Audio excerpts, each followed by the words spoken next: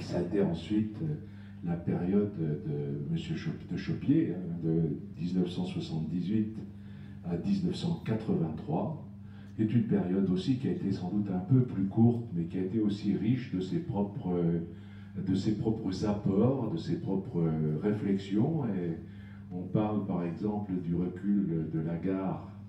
On oublie que le recul de la gare, c'est un dossier qui a été ouvert pendant l'époque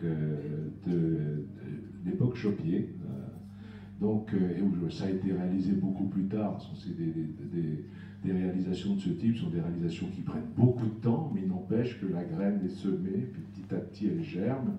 Et c'est ça aussi qui fait la grandeur, je pense, de nos responsabilités. C'est qu'au-delà des élections, des batailles politiques qui sont plus paroxysmiques au moment des élections elles-mêmes. Ensuite, c'est l'intérêt de la ville qui l'emporte.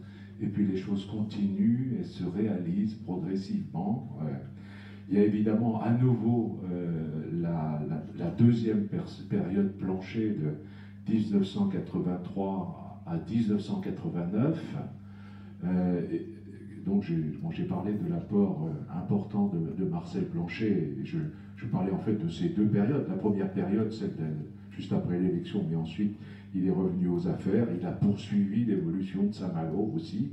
Et puis il y a bien sûr la période plus récente qui représente la moitié finalement des 50 années, puisque René Coinneau a été maire, comme vous savez, de 89 à 2014. Donc c'est la moitié quasiment de la période de 50 ans. Et on peut dire que là aussi, Saint-Malo a connu une évolution extraordinaire pendant cette période de 25 années.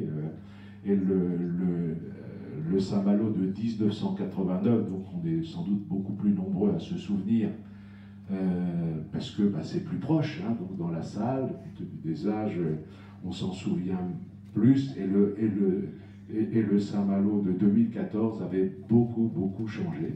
Par exemple, je prends que quelques exemples, mais la réalisation du quartier de la Gare, lancée à une époque plus ancienne, comme je le disais tout à l'heure, finalement elle se réalise sous l'impulsion de René Coinneau, puisque le recul de la gare se fait. C'est aussi l'arrivée du TGV, c'est la construction de la médiathèque qui a donné lieu à beaucoup de débats, mais qui finalement aujourd'hui est considérée quand même comme une réalisation exceptionnelle pour la ville de Saint-Malo, pour une architecture que je trouve assez réussie, qui donne à notre ville une tonalité, une modernité que personne ne conteste aujourd'hui.